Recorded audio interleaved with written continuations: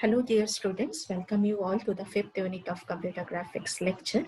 In your previous lecture, you have learned about the curves, interpolation and approximation techniques, and also about the blending functions.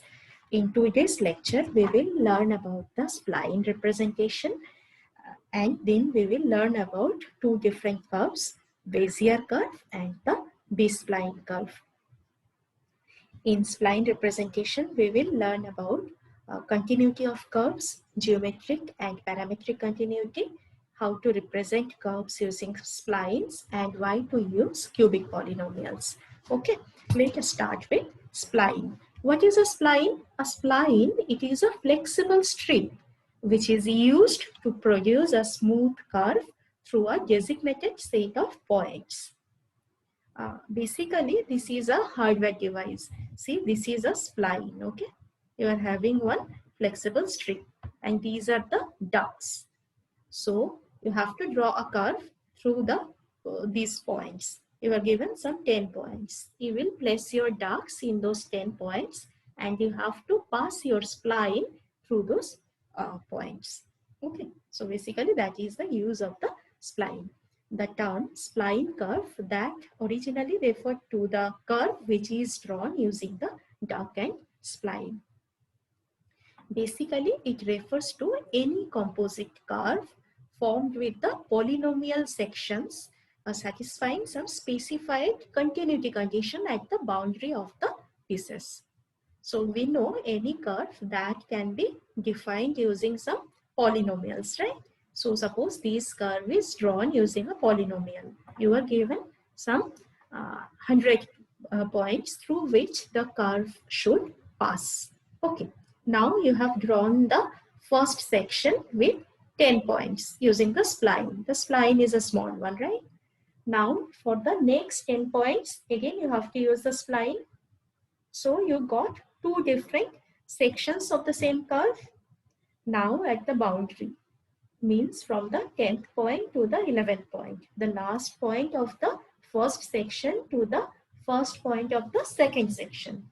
These curve, these joining, that should be smooth, that should be continuous. Then only I can say that these two sections are the part of the same spline curve, right? So that is my continuity condition. We will learn how to define that continuity. Okay. And what is a spline surface? A spline surface that can be described with two sets of orthogonal spline curves. Okay. No need to the spline surface. We will mostly deal with the curves here. So suppose these are my control points 1, 2, 3, and 4. And this is my spline. So the spline is passed through all these 4 control points, and the curve is created.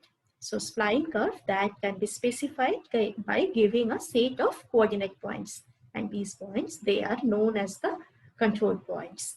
Okay. And now these control points, they are fitted with the piecewise continuous parametric polynomial function in one of two ways. Either the curve should pass through all the control points. These red dots are the control points, and the white line, that is the curve, right? So see in this picture, the line is passing through all the control points. It is touching all the control points. So this is this curve that is said to interpolate the set of control points. Okay. And now this one, these red dots are the control points, and the curve is approximately following the path of the control points, but the curve is not actually touching the control points. Okay, so this curve, this is said to approximate the set of control points. So if the curve is passing through all the control points, then it is the interpolation. If it is approximately following the path but not actually touching the control points, all the control points, then it is a approximation. Okay.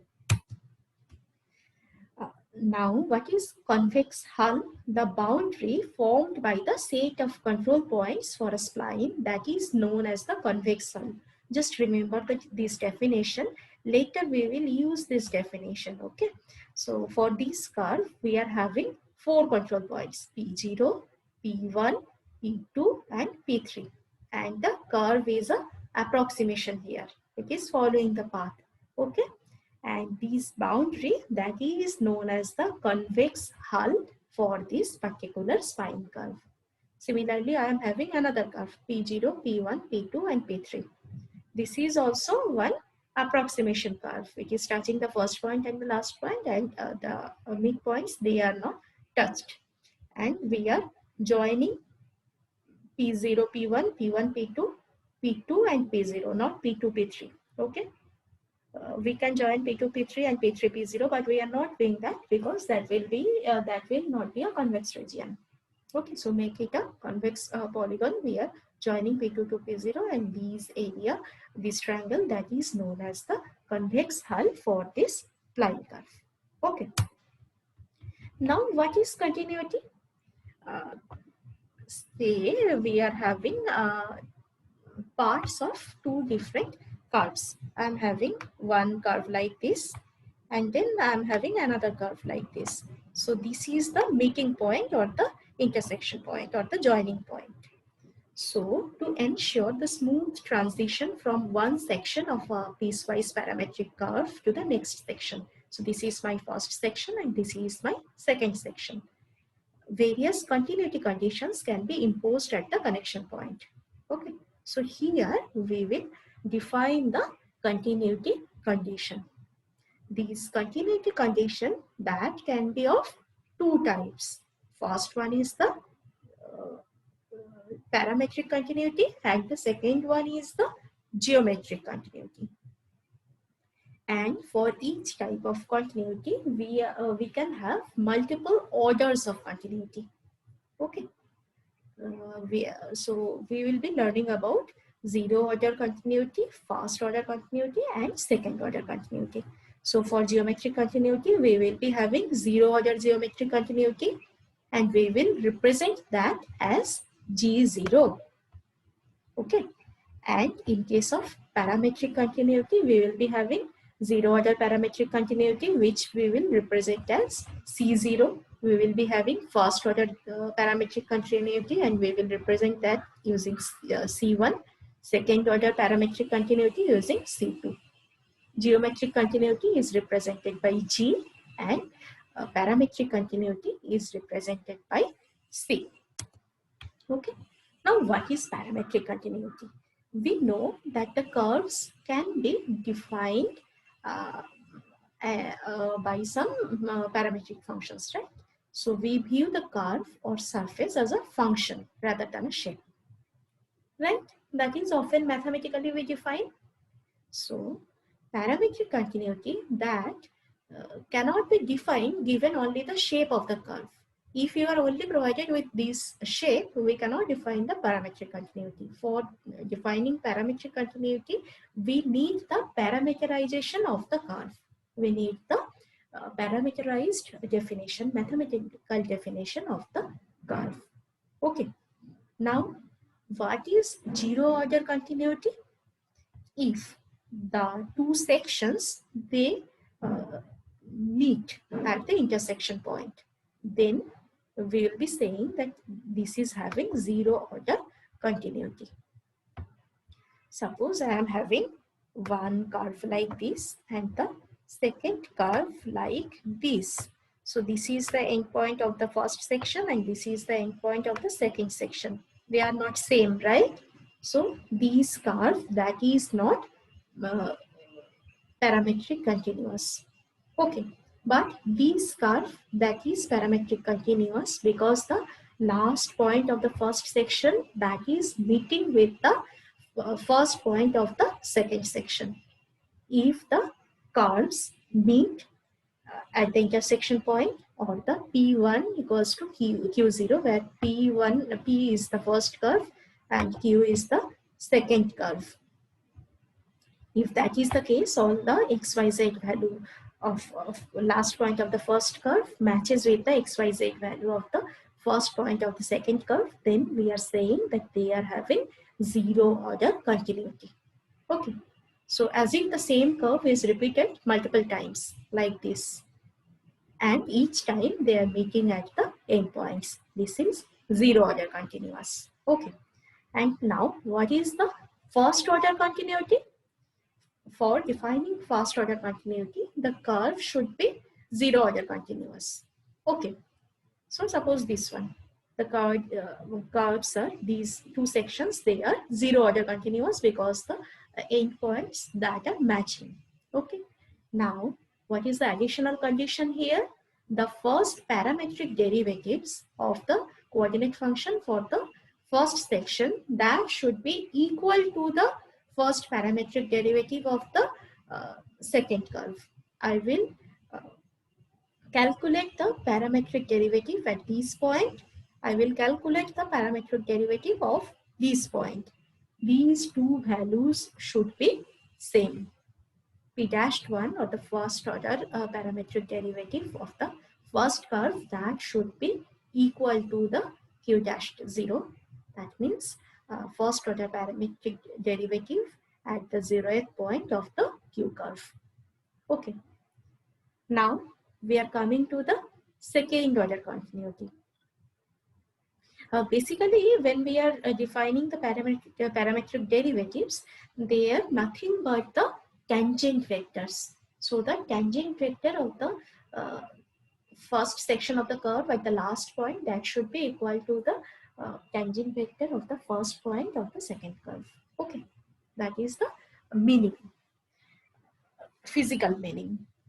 And what is second order continuity? The provided the curves are having zero order continuity and first order continuity. In addition to that, both the second derivatives of the two sections, they should be same as well at the intersection point of the P double dashed 1. At the end point of P curve, I determine the second order derivative. That should be same as the second order derivative of the 0th point or the first point of the Q curve. These two derivatives should be same. Okay, so basically the rate of change of the tangent vector, that is also should be same for both the segments. In that case, we will say these two segments are parametrically continuous. Okay, so that is the parametric definition. Now let us move to the geometric continuity. Geometric continuity, that can be defined using only the shape of the curve. We need not specify the parametric equation. Only provided the shape, by looking at the curve, we can say whether it is geometric continuous or not. But it is usually defined in terms of parameterizations.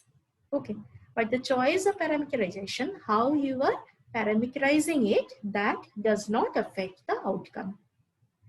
What is the, these also having three types of continuity: zero order continuity, first order continuity, and the second order continuity. So what is zero order continuity? Same condition as of the parametric continuity, that simply the curves, the segments should meet. The last point of the first curve should be same as the first point of the next curve. Okay, so as if the same curve is being repeated multiple times and their intersection points, they are joined. That is zero order continuity. For first order continuity, again we have to determine the first parametric derivatives. And just like parametric continuity, in geometric continuity too, if it is to be first order continuous, it needs to be zero order continuous. Okay, so we determine the first parametric derivative of the coordinate function for two successive segments, right? The last point of the first segment and the first point of the second segments. These two derivatives, they should be proportional to each other. In parametric, they should be same. In geometric, they should be proportional to each other. So if they are same, in that case it is geometric continuous as well as parametric continuous.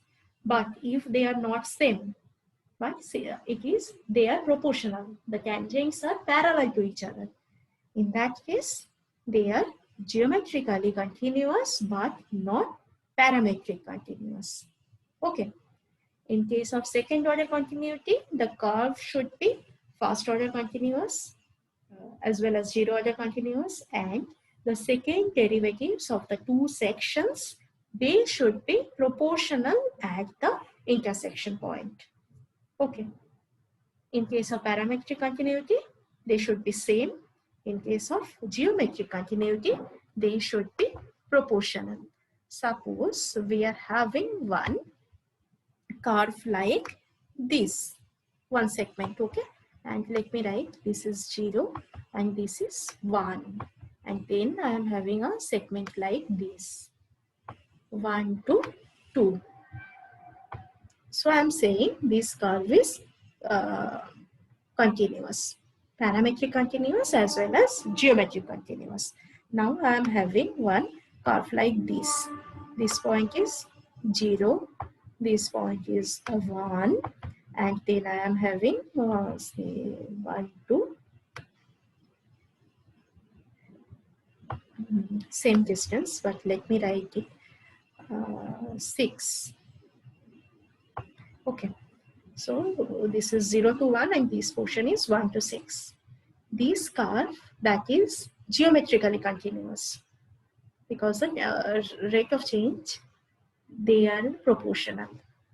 But this curve is not parametrically continuous because this segment that is slower and this segment that is faster. The change is faster, 1 to 6. Okay. So hope you got a basic idea about the continuity. We need not know about the maths. I have consulted the last year's university questions. So no maths is there. Just understand the concept. For in case of zero order continuity, the points should simply meet the intersection points. For first order continuity, they should be zero order continuous, and we have to determine the first parametric derivative. So if the derivatives are same, they are parametric continuous. If the derivatives are not same but proportional, in that case they are geometric continuous. In case of second order continuity, we have to determine the second derivatives as well. If they are proportional, in that case they are geometrically continuous, and if they are same, then they are geometric continuous as well as parametric continuous. Okay. Now we will learn how to specify the splines. What are the different methods of spline specification? There are three basic ways of specifying spline curves. First one, we can state the set of boundary conditions that are imposed on the spline. We are providing some equations and some conditions. These conditions will tell you the boundary of those curves. Define the 0th point at the first point. Okay. As an alternative, we can use the matrix which characterizes the spline. We can define the spline using a matrix representation as well. And what is the third method? We can define, we can state the set of blending functions. What will the blending functions do? Blending functions will calculate the positions along the curve path by specifying combination of geometric constraints on the curve. So three methods are there. First one to define the boundary conditions, second one to define the characterization matrix, and the third one is defining the set of blending functions. So suppose we want to define using the boundary conditions.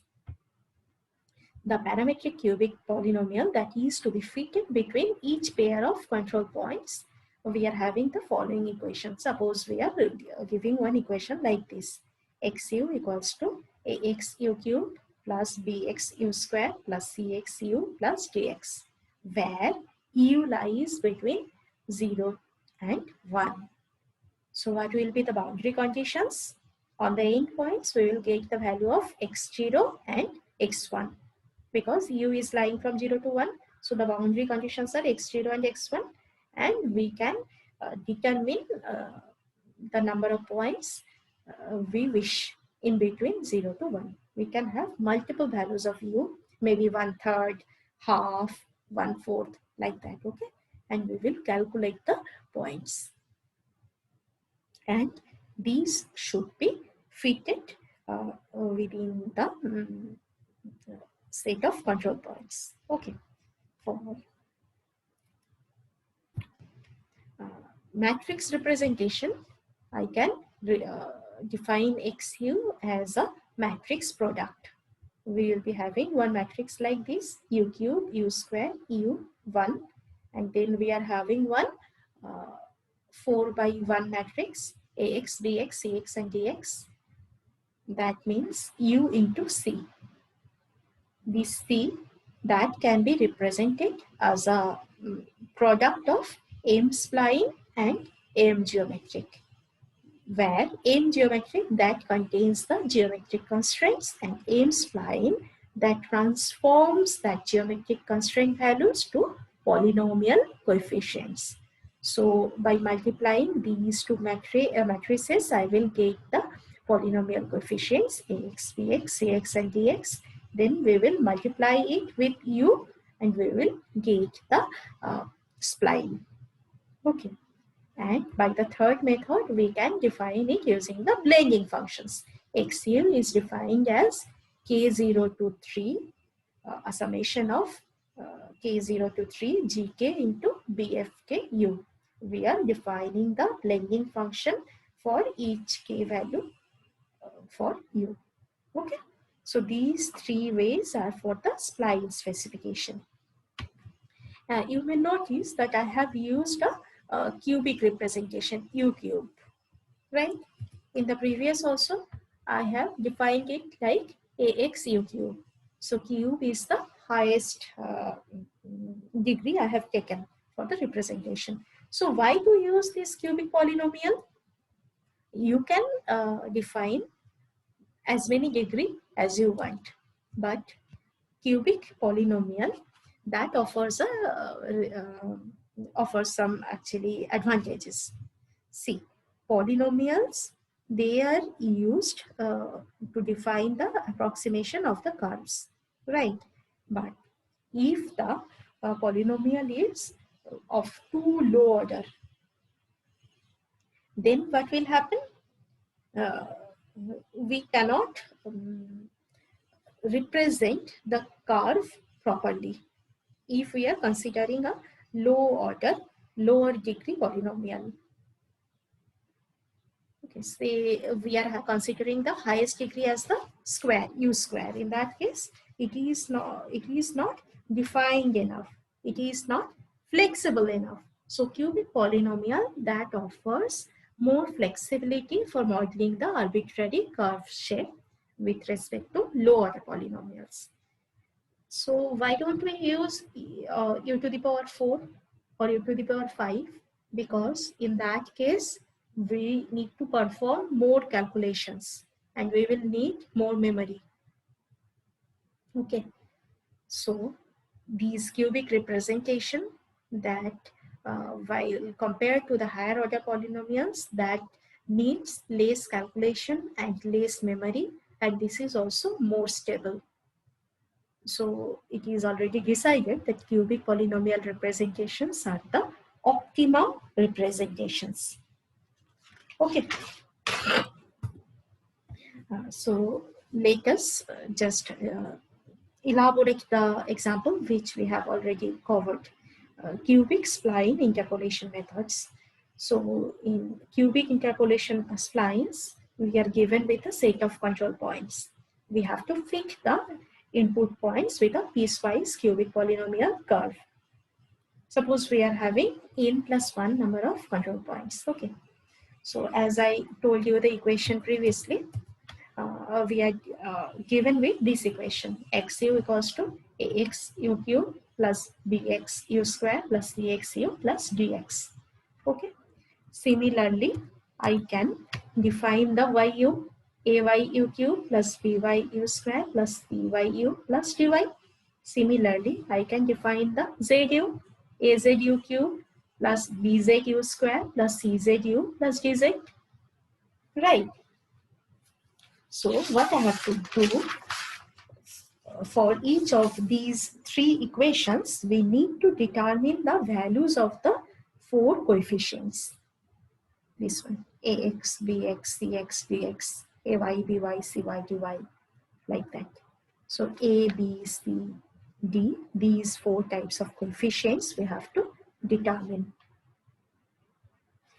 for each of the n curve sections between the n plus 1 control points.